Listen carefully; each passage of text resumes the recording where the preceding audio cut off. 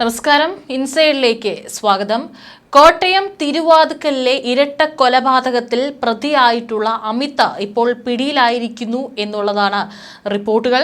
തൃശൂർ മാളയിൽ നിന്നാണ് ഇപ്പോൾ പ്രതിയെ പിടികൂടിയിരിക്കുന്നത്. 3 വർഷമായി ഇയാൾ കൊല്ലപ്പെട്ട വിജയകുമാറിന്റെ വീട്ടിലും അദ്ദേഹത്തിന്റെ ഓഡിറ്റോറിയത്തിലുമൊക്കെ ജോലി ചെയ്തിരുന്നതാണ്. ഇതിനിടെയാണ് പലപ്പോഴായിട്ട് മോഷണ കേസ് അടക്കം ചുമത്തി വിജയകുമാറിന്റെ ഭാര്യയുടെ ഫോണുകൾ മോഷ്ടിച്ചതിനും അതുപയോഗിച്ച് പണം തട്ടിയെടുത്തതിനും പിടിയിലായത്. ഈ കേസിൽ 5.5 മാസത്തോളം ജയിലിലായിരുന്നു. ജയിലിൽ കഴിയുന്ന സമയത്താണ് അമിതിനെ തന്റെ ഭാര്യ ഉപേക്ഷിച്ചു പോയെന്നും പറയുന്നുണ്ട്. ഇക്കാരണങ്ങളാലുള്ള വൈരാഗ്യമാണ് കൊലപാതകത്തിലേക്ക് പിന്നിലെന്നാണ് പോലീസ് അടക്കം നൽകുന്ന പ്രാഥമിക നിഗമനം. ഏതായാലും കൊലപാതകം നടന്നതിന് ശേഷം തന്നെ പ്രതി അമിതാണെന്ന് കുറച്ച് നിമിഷങ്ങൾ കഴിഞ്ഞപ്പോൾ തന്നെ പോലീസ് സ്ഥിരീകരിക്കുന്നുണ്ടായിരുന്നു. അതിനനുസരിച്ചിട്ടുള്ള തെളിവുകളും ഈ പറയുന്ന കൊലപാതകം നടന്ന വീട്ടിൽ നിന്നും ലഭിച്ചിട്ടുണ്ടായിരുന്നു.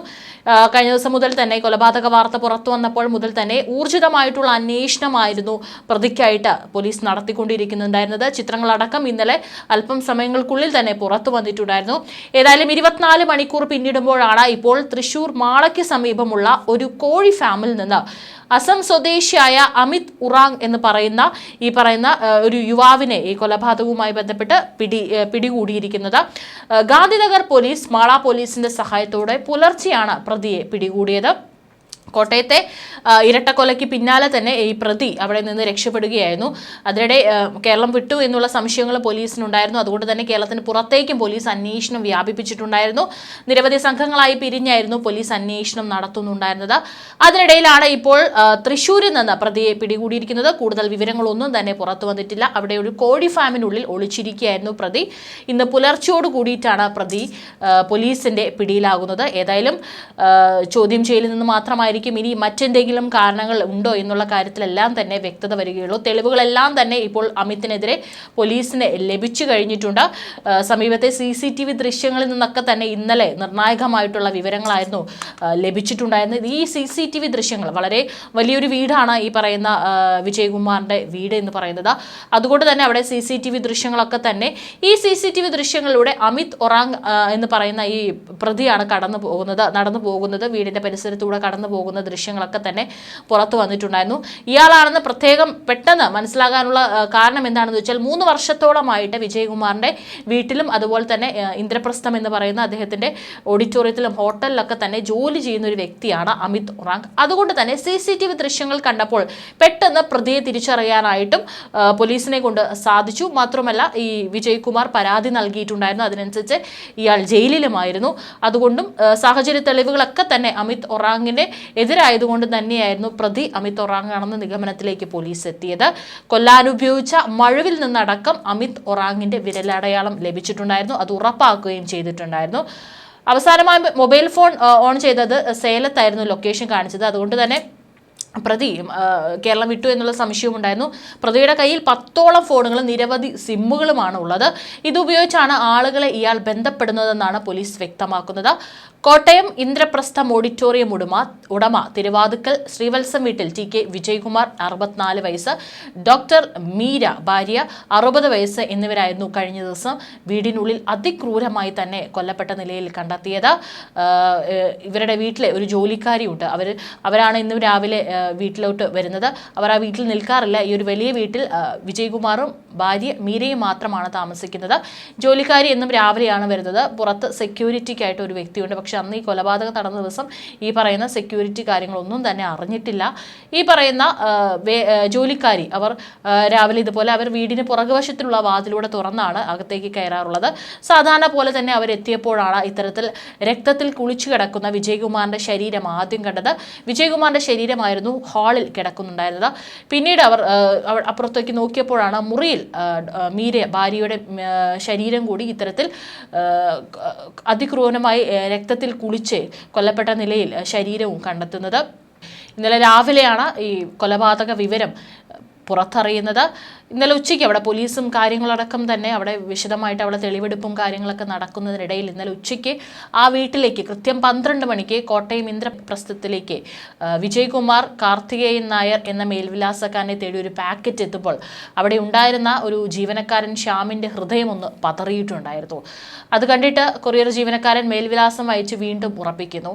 അതെ, ഇതാണ് മേൽവിലാസം, പക്ഷേ സാർ എന്ന് പറഞ്ഞ് വാക്കുകൾ മുഴുവിപ്പിക്കും മുമ്പ് OTP നമ്പർ ആവശ്യമില്ലല്ലോ എന്ന് ഉറപ്പിച്ച ശേഷം അദ്ദേഹത്തിൻ്റെ ഏറ്റവും അടുത്ത ജീവനക്കാരനായിട്ടുള്ള ശ്യാം ആ കവർ ഒപ്പിട്ട് വാങ്ങുകയായിരുന്നു. സൂറത്തിൽ നിന്നുള്ളതായിരുന്നു ആ കവർ. എന്താണ് ഇവിടെ രണ്ടുപേർ അവിടെ മരിച്ചു കിടക്കുകയാണ്, ആ സമയത്താണ് അദ്ദേഹത്തിൻ്റെ പേരിൽ ഒരു കവർ എത്തുന്നത്. എന്താണ് ആ കവറിലുള്ളത് എന്നുള്ളതായി മുൻകൂറായി 1499 രൂപയടച്ച് ഓൺലൈനായി വരുത്തിയ ഹാഫ് സ്ലീവ് ഷർട്ടാണെന്ന് കവറിന് പുറത്ത് വ്യക്തമാക്കിയിട്ടുണ്ട്. ഒരുപക്ഷെ വിജയകുമാർ അവസാനമായി ഓർഡർ ചെയ്ത സാധനമാകണം ആ കവർ. അദ്ദേഹം വിജയകുമാർ പ്രയാഗ്രാജിലേക്കാണ് അവസാന ദൂരയാത്ര നടത്തിയത്. കുംഭമേളയിൽ പങ്കെടുക്കാനുള്ള യാത്ര ഏകനായിട്ടായിരുന്നു. ഡൽഹി വരെ വിമാനത്തിലും പിന്നീട് ബസ്സിലും ബൈക്കിലുമാണ് പോയതെന്ന് വിജയകുമാർ സുഹൃത്തുക്കളോട് യാത്ര കഴിഞ്ഞു വന്നതിന് ശേഷം പറഞ്ഞിരുന്നു. മടങ്ങും വഴി താജ്മഹലും സന്ദർശിച്ചു. മകൻ ഗൗതമിന്റെ മരണശേഷം ഭാര്യ ഡോക്ടർ മീര പൊതുപരിപാടികളിലോ യാത്രകളിലോ പങ്കെടുക്കുമായിരുന്നില്ല. 5 മാസം മുമ്പ് ഇന്ദ്രപ്രസ്ഥം ഓഡിറ്റോറിയത്തിൽ നടന്ന മകളുടെ വിവാഹത്തിനും മീര പങ്കെടുത്തിട്ടുണ്ടായിരുന്നില്ല. മകന്റെ മരണവും അവരെ അത്രയേറെ ആഘാതത്തിൽ തന്നെയായിരുന്നു അവർ ജീവിച്ചിരുന്നത്. 2017 ജൂണിൽ കോട്ടയം തെള്ളകത്ത് റെയിൽവേ പാളത്തിലായിരുന്നു ഇവരുടെ മകൻ യുവ വ്യവസായിയായിട്ടുള്ള. ഈ കേസിലും തുടക്കം മുതൽ തന്നെ ഇത് ആത്മഹത്യയാണെന്നായിരുന്നു പോലീസ് പറയുന്നുണ്ടായിരുന്നത്. എന്നാൽ ആത്മഹത്യയല്ല, മകൻ്റേത് കൊലപാതകമാണെന്നായിരുന്നു മാതാപിതാക്കളടക്കം ആരോപിച്ചിട്ടുണ്ടായിരുന്നത്. അതിനുള്ളൊരു നിയമ പോരാട്ടമായിരുന്നു അവർ കുറച്ച് വർഷങ്ങൾ 5-6 വർഷങ്ങളായിട്ട് അവർ നടത്തിക്കൊണ്ടിരുന്നത്. ഈ കേസിൽ ഒടുവിൽ CBI അന്വേഷണം തുടങ്ങുകയായിരുന്നു ചെയ്തിരുന്നത്. ഇതിനിടെയാണ് ഇപ്പോൾ കൊല നടന്നത്. അതുകൊണ്ട് തന്നെ തുടക്കത്തിൽ ഈ കൊലയ്ക്കും അവരുടെ മകന്റെ മരണവുമായി ബന്ധപ്പെട്ട് എന്തെങ്കിലും ബന്ധമുണ്ടോ എന്നുള്ള കാര്യങ്ങളടക്കം സംശയമുണ്ടായിരുന്നു. ഇപ്പോഴും അത് നമുക്ക് സ്ഥിരീകരിക്കാനായിട്ടില്ല. ഈ പറയുന്ന ഇപ്പോൾ പിടിയിലായിട്ടുള്ള അമിത് ഇവരുടെ വീട്ടിലെ ജോലിക്കാരനായിരുന്നു. ഇന്ദ്രപ്രസ്ഥത്തിലെ ജോലി ചെയ്തിട്ടുണ്ട്. ഓഡിറ്റോറിയത്തിലെ ജോലിക്കൊപ്പം തന്നെ ഈ തിരുവാതിക്കലിലെ വിജയകുമാറിന്റെ വീട്ടിലും ചെറിയ ജോലികളൊക്കെ തന്നെ ചെയ്തിരുന്നു. പിന്നീടാണ് ഒരു 3 വർഷത്തോളം വീട്ടിൽ ചെയ്തതിന് ശേഷമാണ് വിജയകുമാറിന്റെ വീട്ടിലെ മോഷണവുമായി ബന്ധപ്പെട്ട് അമിതിനെ പോലീസ് അറസ്റ്റ് ചെയ്തത്. 2024 വിജയകുമാറിന്റെ മൊബൈൽ അമിത് മോഷ്ടിച്ചിരുന്നത്. തുടർന്ന് ഓൺലൈൻ ബാങ്കിംഗ് വഴി പണം അപഹരിച്ച സംഭവത്തിലും അമിതിനെതിരെ വിജയകുമാർ പോലീസിൽ പരാതിപ്പെട്ടു. പിന്നാലെയാണ് അമിത് ശിക്ഷിക്കപ്പെട്ട് കോട്ടയം ജില്ലാ ജയിലിലേക്ക് മാറ്റിയത്. ഈ മാസമായിരുന്നു അമിത് ശിക്ഷ പൂർത്തിയാക്കി ജയിലിൽ നിന്ന് പുറത്തിറങ്ങിയത്. പിന്നീടാണ് തിരുവാതിക്കലെ വീട്ടിലെത്തി വിജയകുമാറിനെയും ഭാര്യ മീരയെയും ഭീഷണിപ്പെടുത്തിയതായി പറയുന്നത്. ദമ്പതികൾക്ക് നേരെ അമിത് വധഭീഷണി മുഴക്കുന്നത് അടുത്തുള്ള വീട്ടുകാർ ദൃക്സാക്ഷികളാണ്. അന്ന് മോഷണക്കേസിൽ പിടിയിലാകുന്ന സമയത്ത് പോലീസ് അമിത്തിന്റെ വിരലടയാളം അടക്കം ശേഖരിച്ചിരുന്നു. ശാസ്ത്രീയ പരിശോധനാ ഫലത്തിൽ നിന്നും ഈ വിരലടയാളവും കഴിഞ്ഞ ദിവസം കൊല നടത്തിയ സംഭവ സ്ഥലത്ത് നിന്ന് ലഭിച്ച മഴുവിലെ വിരലടയാളവും തമ്മിൽ ഒത്തുപോകുന്നുണ്ടെന്ന് പോലീസ് വ്യക്തമാക്കിയിട്ടുണ്ടായിരുന്നു. കൊലപാതകത്തിന് പിന്നാലെ പ്രതി വിജയകുമാറിന്റെയും മീരയുടെയും മൊബൈൽ ഫോണുകളും മോഷ്ടിച്ചിട്ടുണ്ടായിരുന്നു. എന്നാൽ ആ വീട്ടിൽ നിന്ന് മറ്റു പണമോ ആഭരണങ്ങളോ നഷ്ടപ്പെട്ടിട്ടില്ലെന്ന പ്രാഥമിക വിലയിരുത്തലാണ് പോലീസ്. അതുകൊണ്ട് തന്നെയാണ് ഇതൊരു മോഷണ ശ്രമം, അതായത് വലിയൊരു കൊള്ളസംഘമല്ല ഒരു മോഷണം നടത്തിയിട്ടുണ്ടായിരുന്നത് എന്നുള്ള നിഗമനത്തിലെത്തിയത്. മാത്രമല്ല കൃത്യമായിട്ട് ഈ വീടും പരിസരവും ഏകദേശം 12 അടിയോളം ഉയരത്തിലുള്ളതാണ് ഈ വീടിന്റെ മതിൽ എന്ന് പറയുന്നത്. കൂടാതെ ആ വീട്ടിൽ 2 നായ്ക്കളുണ്ട്. എന്നാൽ അന്ന് രാത്രി ആ നായ്ക്കളൊന്നും തന്നെ കുരച്ചിട്ടില്ല എന്നുള്ളതാണ്. അപ്പോൾ ഒരുപക്ഷെ ഈ വന്നിട്ടുള്ള കൊലയാളിയെ തീർച്ചയായിട്ടും ആ മൃഗങ്ങൾക്ക് അറിയാനുള്ള സാധ്യതയുണ്ട്. കൂടാതെ ഒരു മഴു ഉപയോഗിച്ചാണ്, അത് ഈ ഔട്ട് ഹൗസിൽ ഉണ്ടായിരുന്ന ഒരു മഴു ഉപയോഗിച്ചാണ് കൊലപ്പെടുത്തിയിരിക്കുന്നത്. അപ്പോൾ ആ ഒരു ഔട്ട് ഹൗസിൽ കൃത്യമായിട്ടും ഇത്തരത്തിലുള്ള ഈ ഒരു മാരകമായിട്ടുള്ള ഈ ഒരു ആയുധം അവിടെ ഉണ്ടാകാം എന്നുള്ളതിനെക്കുറിച്ചും ധാരണയുള്ള ഒരു വ്യക്തി തന്നെയാണ് കൊലപാതകം നടത്തിയിരിക്കുന്നത് എന്നുള്ളത് പോലീസ് പറയുന്നുണ്ടായിരുന്നു. കോട്ടയം ജില്ലാ ജയിലിലെ അമിതിന്റെ പരിചയക്കാരെയൊക്കെ തന്നെ കേന്ദ്രീകരിച്ചും കഴിഞ്ഞ ദിവസം പോലീസ് അന്വേഷണം നടത്തുന്നുണ്ടായിരുന്നതും റെയിൽവേ സ്റ്റേഷനിലെ CCTV ദൃശ്യങ്ങളും പോലീസ് പരിശോധിച്ചിട്ടുണ്ടായിരുന്നു. ഏതായാലും CBI സംഘം ഇന്ന് തിരുവാതിക്കലിലെ വീട്ടിലെത്തി തന്നെ വീടിന് സമീപത്തെ കിണർ വറ്റിച്ചു നോക്കിയിട്ടുണ്ടായിരുന്നു. കഴിഞ്ഞ ദിവസം എന്തെങ്കിലും തെളിവുകൾ അതിൽ ഇട്ടിട്ട് പോയിട്ടുണ്ടോ എന്നുള്ള കാര്യങ്ങളൊക്കെ തന്നെ പോലീസ് കഴിഞ്ഞ ദിവസം പരിശോധിച്ചു. പക്ഷേ തെളിവുകളൊന്നും കിട്ടിയില്ല. ചൊവ്വാഴ്ച രാവിലെയാണ് ജോലിക്കാരി രേവമ്മ വന്നപ്പോഴാണ് കൊലപാതക വിവരം നാട്ടുകാരും പോലീസൊക്കെ തന്നെ അറിയുന്നത്.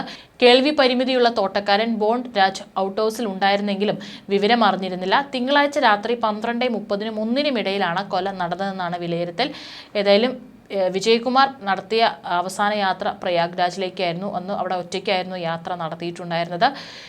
പൊതുപരിപാടികളിലൊന്നും തന്നെ ഭാര്യ പങ്കെടുത്തിരുന്നില്ല. അദ്ദേഹം പ്രവാസിയായിരുന്നു ഒരുപാട് വർഷക്കാലം. പിന്നീടാണ് ഇവിടെ നാട്ടിലെത്തിയിട്ട് അദ്ദേഹത്തിൻ്റെ സമ്പാദ്യം മുഴുവൻ ഉപയോഗിച്ച് ഇന്ദ്രപ്രസ്ഥം എന്ന് പറയുന്ന ഓഡിറ്റോറിയം അതുപോലെ ഹോട്ടലും അദ്ദേഹം തുടങ്ങിയത്.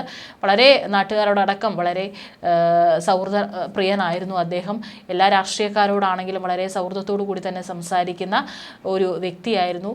എല്ലാവർക്കും അദ്ദേഹത്തെക്കുറിച്ച് പറയാൻ, അദ്ദേഹത്തിൻ്റെ ജോലിക്കാർക്കടക്കം അദ്ദേഹത്തെക്കുറിച്ച് പറയാൻ നല്ല വാക്കുകൾ മാത്രമാണ് ഉണ്ടായിരുന്നത്. ഏതായാലും വളരെ ആസൂത്രിതമായി നടപ്പിലാക്കിയ ഒരു കൊലപാതകം തന്നെയാണ് ഇത്. അമിത് ദിവസങ്ങളാണ് ഈ ഒരു കൊലപാതകം ആസൂത്രണം ചെയ്യാനായിട്ട് എടുത്തിരിക്കുന്നത്.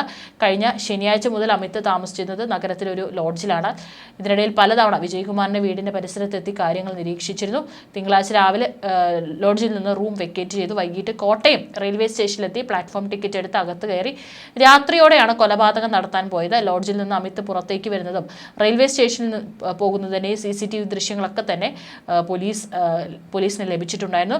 അന്വേഷണം മറ്റുള്ള സംസ്ഥാനങ്ങളിലേക്കും കൂടി നടത്തുന്നതിന്, ഈ അമിതിൻ്റെ നാട്ടിലേക്ക് അടക്കം നടത്തുന്നതിനിടയിലാണ് ഇപ്പോൾ തൃശ്ശൂരിൽ നിന്ന് പ്രതി പിടിയിലായിരിക്കുന്നത്. ഇനി ചോദ്യം ചെയ്താൽ മാത്രമായിരിക്കും കൂടുതൽ വിശദാംശങ്ങൾ ലഭിക്കുകയുള്ളൂ. കോട്ടയം മെഡിക്കൽ കോളേജ് ആശുപത്രിയിൽ പോസ്റ്റ്മോർട്ടം പൂർത്തിയാക്കിയ വിജയകുമാറിന്റെയും മീരയുടെയും മൃതദേഹം വടവാതൂരിലെ സ്വകാര്യ ആശുപത്രിയിലെ മോർച്ചറിയിലേക്ക് മാറ്റിയിട്ടുണ്ട്. വിദേശത്തുള്ള മകൾ എത്തിയ ശേഷമാകും സംസ്കാരം. മൃതദേഹങ്ങൾ 2 മുറികളിലായിട്ടായിരുന്നു കിടന്നിരുന്നത്. മകൾ ഗായത്രി അമേരിക്കയിലാണ്. 6 മാസം മുമ്പായിരുന്നു അവരുടെയും വിവാഹം.